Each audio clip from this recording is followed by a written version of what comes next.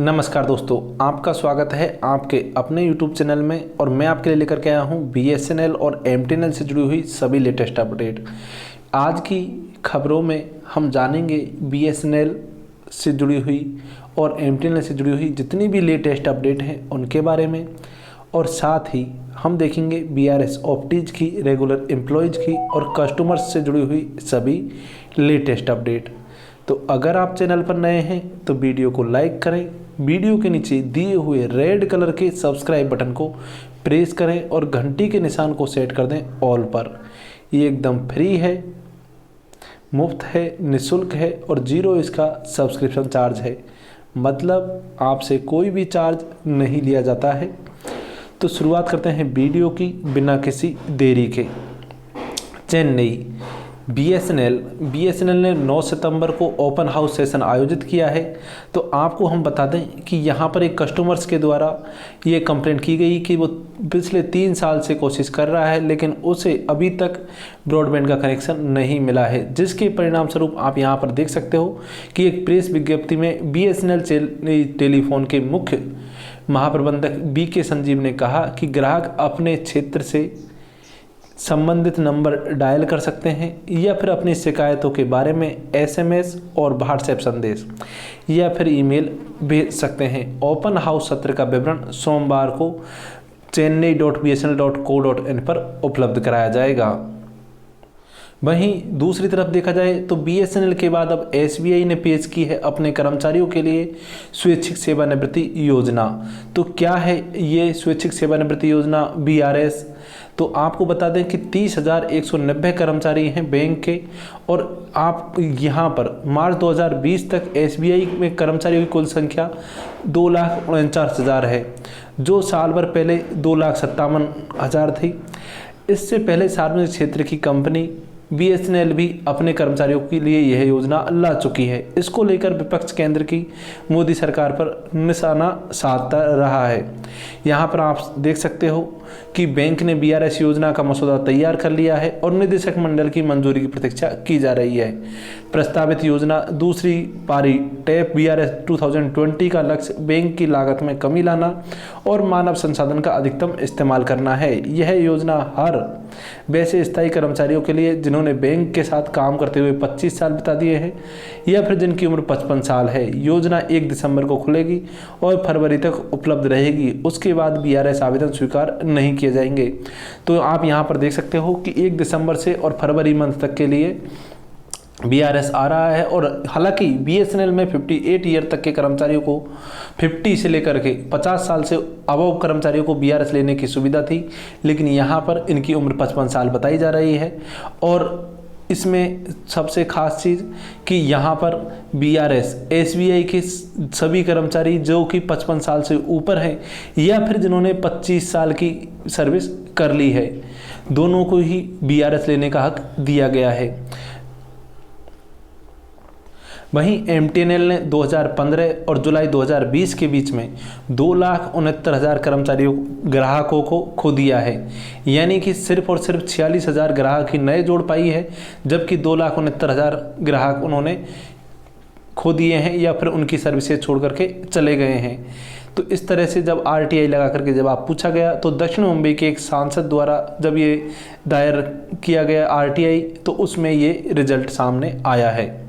वहीं दूसरी अन्य खबरें देखें तो BSNL to retrench another 20,000 contract workers employees union. तो BSNL के CMD PK प्रवार जी ने कहा कि जो फाइनेंशियल कंडीशन है कंपनी की वो धीरे धीरे खराब होती जा रही हैं जब से BRS लिया है उसके बाद से, और faults in the network have increase due to shortage of man power in various cities.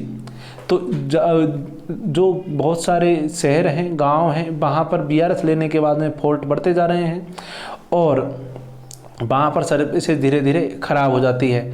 अब आपको बता दें कि पहले ही BSNL लगभग 30,000 कर्मचारियों को निकाल चुकी है और अब बाकी 20,000 को भी निकालने की प्लानिंग कर रही है। जैसा कि यहाँ पर बताया जा रहा है कि state owned BSNL has issued a directive to all its units to curtail expenditure on contract workers which is likely to result in retrenchment of around 20,000 workers engaged with the telecom firm through contractors according to BSNL employee union। तो इस तरह से यहाँ पर आप देख सकते हो कि BSNL लगभग तैयारी कर रहा है 20,000 कर्मचारियों को निकालने की। वहीं SBI के लिए एक न्यूज़पेपर के द्वारा बताया गया कि इससे अगर BRS देता है SBI तो 2,000 करोड़ से ज़्यादा की हो सकती है बचत। अब कुछ खबरें BRS ऑप्टीज के लिए कि BRS optees immediate settlement of pending issues in respect of retired employees under BSNL BRS 2019। तो आपको बता दें कि 6 अगस्त को ये लेटर निकाला गया था एक सरकारी ऑफिस BSNL के द्वारा, जिसमें ये बताया गया कि DOT updation of service particular मांगा गया है, यानी ERP और SAP के through as per the details in PPO generated by CCA have not been carried out in respect of large number of retirees under BSNL BRS 2019। तो इन्होंने ये जानकारी मांगी थी कि कंप्लीट सेटलमेंट होने के बाद में जो पैसा 4th इंस्टॉलमेंट के रूप में BSNL को चाहिए उसकी कंप्लीट जानकारी 14/8/2020 तक देने के लिए कहा गया था। हालांकि ये जानकारी नहीं मिलने की वजह से ex gratia, leave encasement, calculation of arrears और ओवर पेमेंट सभी में डिले हो गया और इस एक्टिविटी को फिर से टॉप प्रायोरिटी पर रखा गया कि 4th इंस्टॉलमेंट ऑफ एक्सग्रेसिया का अमाउंट DOT से अगर रिसीव करना है तो इनको ये कैलकुलेशन जल्दी से जल्दी प्रोवाइड करानी होगी ताकि PPO डाटा और ERP डाटा मिसमैच ना हो। वहीं लगभग 640 रिटायरीज ऐसे भी हैं जिन्हें BSNL BRS 2019 के तहत लीव इनकेसमेंट का भुगतान नहीं हुआ है। तो 14/8/2020 को जब ये डाटा सबमिट नहीं हो पाया तो डायरेक्टर HR के द्वारा इसे बहुत ही ज़्यादा सीरियसली रूप से देखा गया और CGMT के द्वारा ये निर्देश दिए गए कि ये जो टास्क है इसको 5/9/2020 तक विदाउट फेल कंप्लीट करना है। तो आपको बता दें कि इससे ये जानकारी निकल करके आती है जो यूनियंस के द्वारा लेटेस्ट अपडेट में दी गई है।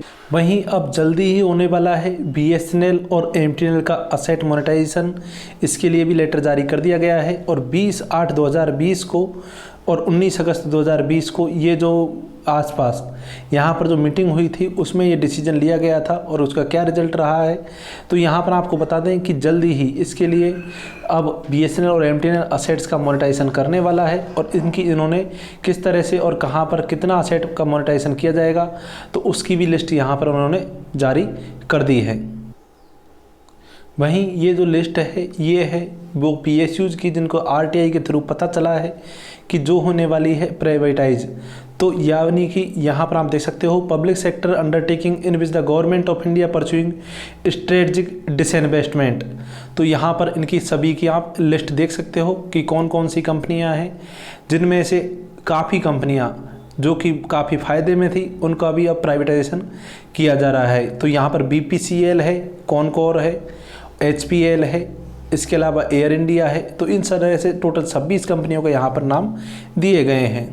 वहीं टेलीकॉम सेक्टर की कंपनी टेक महिंद्रा के द्वारा ये कहा गया कि BSNL के अंदर फुल फ्लेज 4G और 5G ला सकती है टेक महिंद्रा। यानी कि उन्होंने कहा कि उन्होंने हाल ही में BSNL के अंदर 4G और 5G नेटवर्क लाने के लिए जो वादा किया था उसको निभाएगी और उसके पास इतनी कैपेबिलिटी है कि वो BSNL के अंदर 4G ला भी सकती है और रन भी कर सकती है।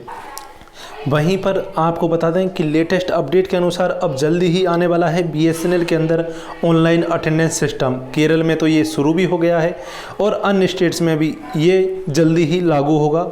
तो टाइम पर आने के लिए और टाइम पर जाने के लिए ये ऑनलाइन अटेंडेंस का शुरू किया गया है की गई। तो यहाँ पर ये डिस्कशन किया गया कि जैसे CSC के एम्प्लॉय होते हैं या फिर एडमिनिस्ट्रेटिव एम्प्लॉय होते हैं उनके लिए तो ये सिस्टम ठीक है ऑनलाइन अटेंडेंस का, लेकिन ये ऑनलाइन अटेंडेंस का सिस्टम जैसे मॉर्निंग 10 to 5, 10 to 6 और 9 to 5 जॉब के लिए अगर अपन देखेंगे तो उस अनुसार ये डिफरेंस नहीं कर पाएगा। कुछ एम्प्लॉय जो कि 24/7 सर्विसेज देते हैं तो कुछ देते हैं अपनी सर्विसेज टाइमली, यानी नाइट टाइम में किसी की ड्यूटी लगती है तो किसी की डे टाइम में लगती है, तो उसमें डिफरेंशिएट नहीं कर पाएगा। जहाँ पर फील्ड के कर्मचारी होते हैं जो कि OFC में या फिर आउटर वर्क करते हैं तो उनमें डिफ्रेंशिएट नहीं कर पाएगा कि कब उनका ड्यूटी स्टार्ट हो रहा है और कब उनका एंड हो रहा है उनके टाइमिंग का। तो इस वजह से ये दिक्कत रहेगी कि तो उसको देखते हुए ये डिसीजन लिया जा सकता है कि सीएससी के और सिर्फ या फिर एडमिनिस्ट्रेटिव कर्मचारियों के लिए ही ये वैलिड है, ना कि आउटडोर और फील्ड यूनिट्स के लिए। तो यहाँ पर आप देख सकते हो कि किस तरह से इन्होंने इसका रिप्लाई दिया है। तो ये कंप्लीट इसके बारे में जानकारी दी गई है। तो ये तो थी अपडेट बीएसएनएल से जुड़ी हुई न्यूज़पेपर्स की और यूनियंस की एवं ऑफिशियल लेटर्स की। लेकिन अभी अगर हम बात करें बीआरएस ऑप्टीज की, तो बीआरएस ऑप्टीज को जो उनका 4th इंस्टॉलमेंट का पैसा मिलने वाला है, तो हालांकि हमने प्रीवियस वीडियो में भी इसके बारे में जानकारी दे दी थी कि कब तक इसका भुगतान हो पाएगा, लेकिन फिर से 1-2 मिनट के अंदर मैं जल्दी से इसको कवर करना चाहूँगा कि बीआरएस ऑप्टीज का पैसा लगभग 15 से 16 तारीख तक उनके अकाउंट में आ पाएगा। और वहीं पर अगर बात करें सैलरी की, तो सैलरी वही 21 तारीख से 26 तारीख के बीच में ही क्रेडिट हो पाएगी, क्योंकि अभी तक इसके आने की कोई उम्मीद नहीं है। और ऐसा बताया जा रहा है कि अब की बार हालांकि मेडिकल क्लेम का पैसा मार्च तक का आपके अकाउंट में सैलरी के साथ में क्रेडिट हो जाएगा, और यही कारण है कि इसको डिले होना बताया जा रहा है।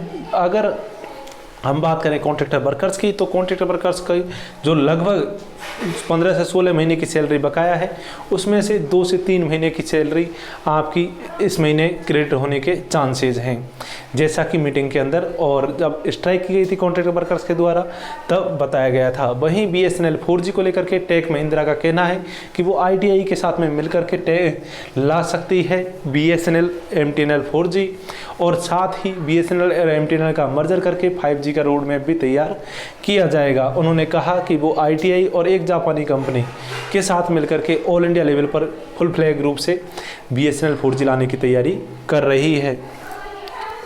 तो ये तो थी इससे जुड़ी हुई सभी लेटेस्ट अपडेट। मिलते हैं नेक्स्ट वीडियो में, तब तक वीडियो के नीचे दिए हुए लिंक को क्लिक करें और देखें प्रीवियस वीडियो के बारे में जानकारी।